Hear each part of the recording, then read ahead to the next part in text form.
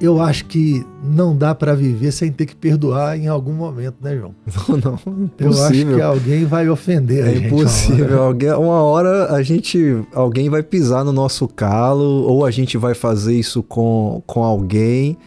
E sempre quando a gente tava pensando, você falando isso, né? Eu ia falar justamente sobre a oração do Senhor Jesus, né?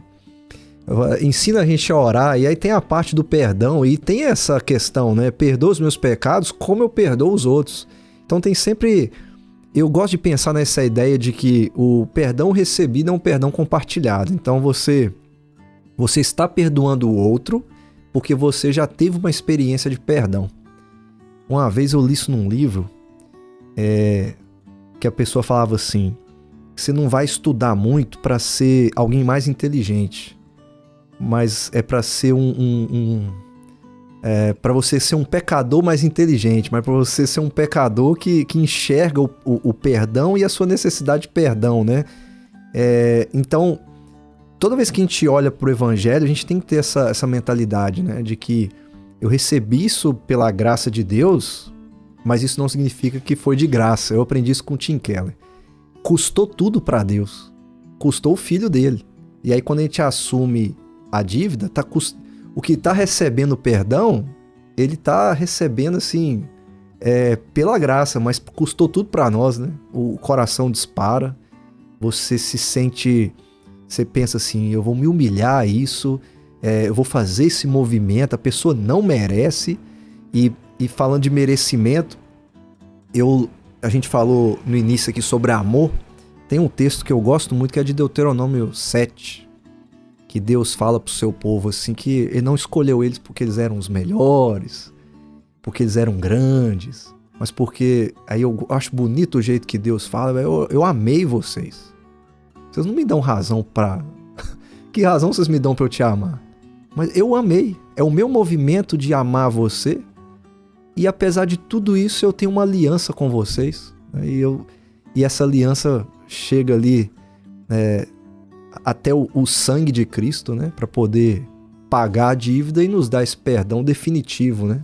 Um perdão que pode ser experimentado e compartilhado, né, com o nosso irmão, ou até mesmo se não for um irmão de igreja, né, um familiar, um amigo, mas na vida da igreja o perdão tem um valor assim muito grande para a gente possa viver em paz uns com os outros, tendo os atritos que existem mesmo pela convivência e tal, mas entendendo que estamos servindo ao mesmo Deus que derrama essa graça sobre nós da mesma maneira, né? Através de Jesus. E é bom lembrar, é a nossa realidade, é o nosso chão, querendo ou não querendo, amando ou não amando, isso não muda quem nós somos. Para eu parar de ser seu irmão, Deus deveria parar de ser Deus. Sabe? Ele deveria parar de existir.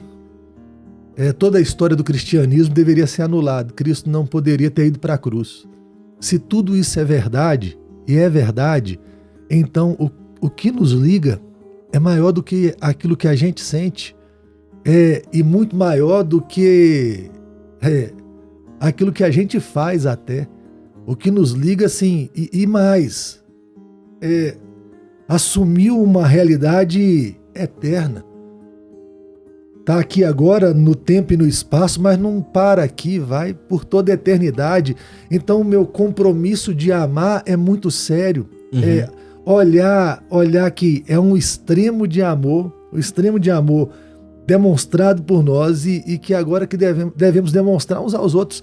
E é muito fácil, tem hora, cantar meia dúzia de coisa, falar sobre meia dúzia de coisa. O difícil é viver essa coisa na prática, sabe? É falar, eu quero ser parecido com Cristo. E ser parecido com Cristo vai doer. Sim. Vai doer várias vezes. Vai me machucar várias vezes. E você vai falhar, eu vou falhar, o outro vai falhar. Não tem como viver nesse mundo e não falhar. Não tem como não conviver com pessoas e não ser decepcionados. Deveria ser uma realidade clara na mente de cada crente, assim como não dá para fugir da decepção, também não dá para fugir do perdão. Sim, com certeza. Sabe, eu devo perdão, é o meu dever. Sabe, eu preciso ofertar o perdão porque se o meu caminho é o caminho do amor, é esse. É triste quando eles nos reconhecem pelo ódio. Já viu?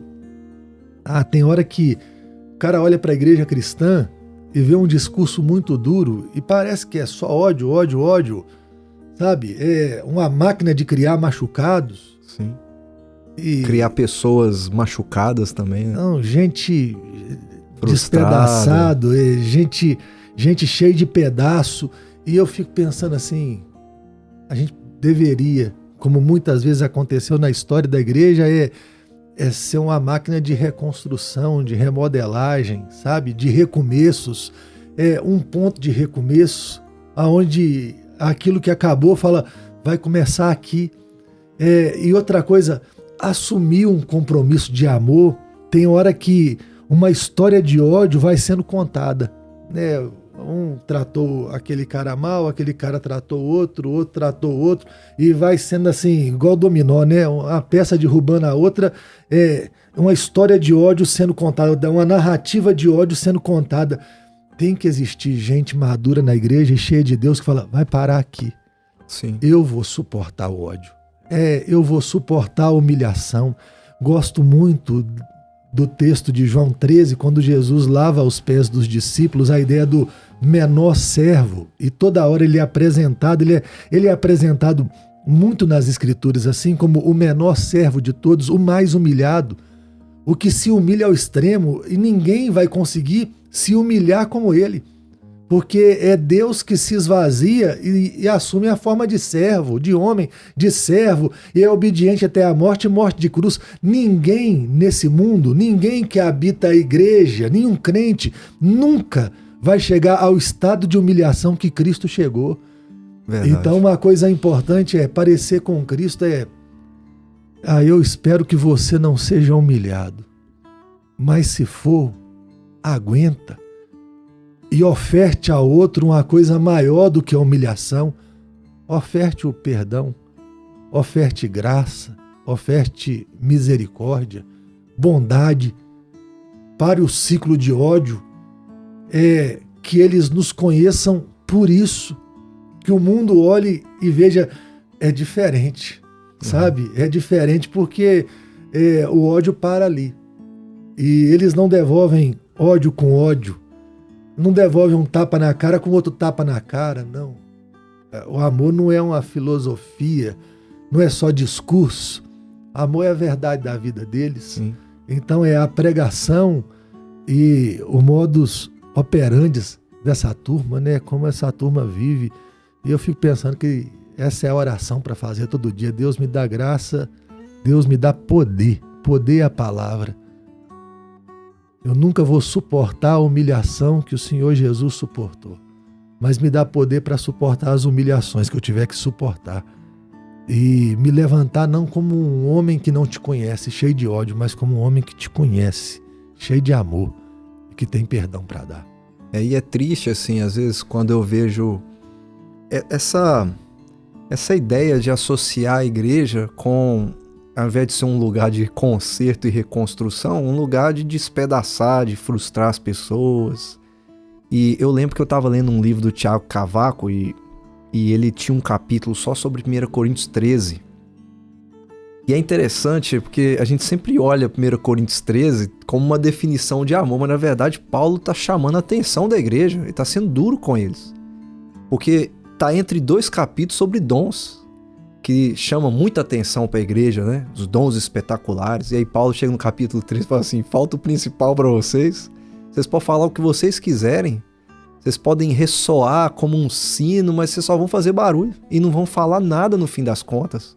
E aí eu só lembro de Jesus falando para os discípulos, né? Para o mundo ver as obras que vocês fazem e glorificar o Pai que está nos céus, né? O ponto final, eu acho que de viver esse amor e o perdão é dar glória a Deus, no fim das contas, né? Deus vai ser glorificado nisso tudo, o mundo vai olhar e dizer, esse povo é diferente.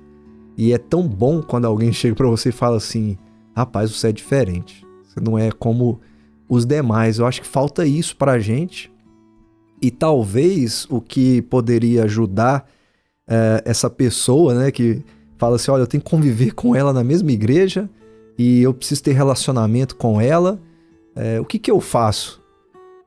Talvez é fazer o que o apóstolo Paulo precisou fazer em algumas cartas, né? Gente, vocês desviaram do evangelho, volta pro evangelho. Vocês estão precisando aplicar o remédio de novo. Vocês abandonaram o remédio e vocês precisam usá-lo novamente para vocês lembrar o que trouxe vocês até aqui. Para vocês praticarem agora uns com os outros, né? Então, a aplicação constante do remédio do evangelho é essencial para voltar a essa prática, como João escreve aqui, né? A gente conhece, o amor pode ser conhecido porque Jesus Cristo deu a sua vida, então vá lá e faça o mesmo, né? Pelo seu irmão, dê sua vida por ele, perdoando, amando. Eu sinto muito, não é fácil. Não. Mas é a verdade, é o caminho. Eu li uma frase de um pregador famoso esses dias, vocês vão me perdoar, não estou lembrando o nome do pregador agora.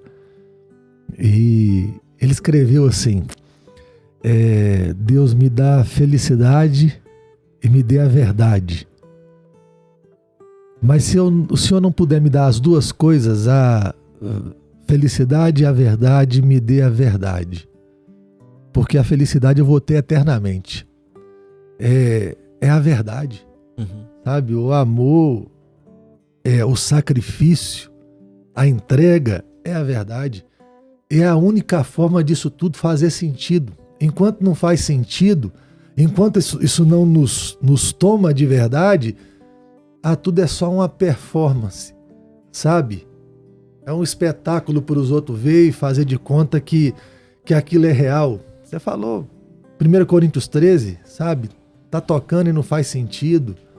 O cara taca fogo no corpo, entrega o corpo para ser queimado, mas não faz sentido. É interessante, sabe? Isso, o maior ato de amor, né? Seria o martírio, né? Mas se não tiver amor, você pode se queimar, não vai adiantar. É só performance. E a gente precisa ser tomado pela verdade, sabe? A verdade da entrega, do sacrifício, de compreender todo dia quem é Deus, de se relacionar com esse Deus de amor, e expandir essa verdade para o irmão. Aí eu acho que uma mensagem para quem está vivendo hoje isso na igreja, João, quem está assistindo a gente, está lutando com isso dentro da igreja ou dentro de casa, está aí com essa batalha, você não tem opção, sabe? Você pode escolher entre a infelicidade e o sofrimento ou entre o perdão. Você pode escolher entre uma vida de ódio ou entre o amor. Então, a minha palavra para você aqui, assim, a nossa palavra é se renda. Sim. Se renda a quem é mais poderoso que você e receba os benefícios da rendição. Para de brigar contra Deus. Tem o jeito de Deus e o jeito errado de fazer as coisas. Se você não está perdoando, você está fazendo do jeito errado. Então para de fazer do jeito errado e se renda ao jeito de Deus. E eu acho tão interessante no Evangelho de João, quando no capítulo 4 ele fala que esse Deus que é amor entregou seu Filho como propiciação pelos nossos pecados, né? O sacrifício da paz. E está ensinando, para que houvesse paz entre nós e Deus, teve que haver um sacrifício de Jesus. Cristo teve que ser o sacrifício. Para que houvesse paz entre nós, o sacrifício de Cristo teve que haver. Então, escuta uma coisa aqui, presta atenção, muita atenção. O sacrifício da paz já foi pago. O sacrifício da paz já foi pago, então não tem por que viver em guerra. Mas eu queria te falar mais uma coisa, já que ele foi pago, e já que tem poder e graça suficiente para isso, se sacrifique. Sabe, o seu sacrifício não é o grande sacrifício. O grande sacrifício é o sacrifício de Jesus. Você poderia se sacrificar o tanto que você quisesse. Se Cristo não tivesse sacrificado, não haveria paz. Mas ele se sacrificou. E aí a palavra é, então tem poder para você se sacrificar e entregar a paz ao outro. E experimentar a paz aqui.